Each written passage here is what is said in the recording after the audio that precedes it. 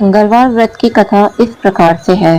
प्राचीन समय में ऋषि नगर में केशव दत्त ब्राह्मण अपनी पत्नी अंजलि के साथ रहता था। केशव दत्त को धन संपत्ति की कोई कमी नहीं थी। सभी लोग केशव दत्त का सम्मान करते थे, लेकिन कोई संतान नहीं होने के कारण केशव दत्त बहुत चिंतित रहता था। पुत्र प्राप्ति की इच्छा से दोनों पति पत्नी प्रत्येक मंगलवार को मंदिर में जाकर हनुमान जी की पूजा करते थे। विधिवत मंगलवार का व्रत करते हुए उन लोगों को कई वर्ष बीत गए, पर उन्हें कोई संतान प्राप्ति नहीं हुई। केशव दत्त बहुत निराश हो गए, लेकिन उन्होंने व्रत करना नहीं छोड़ा।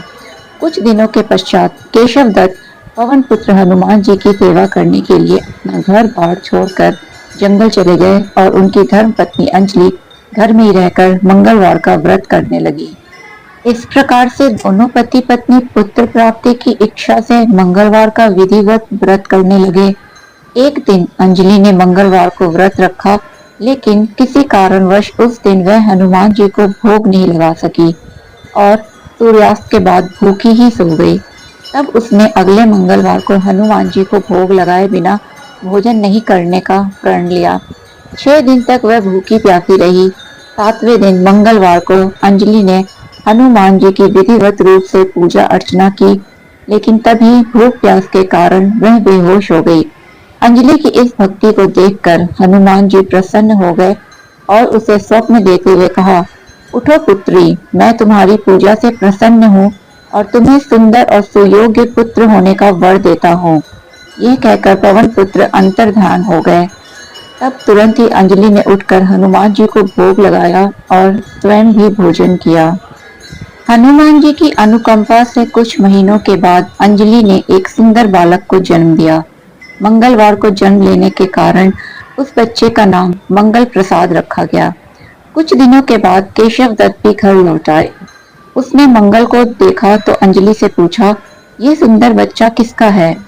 अंजलि ने खुश होते हुए हनुमान जी के दर्शन देने और पुत्र प्राप्त होने का वरदान देने की सारी कथा सुना दी, लेकिन केशव दत्त को उसकी बातों पर विश्वास नहीं हुआ।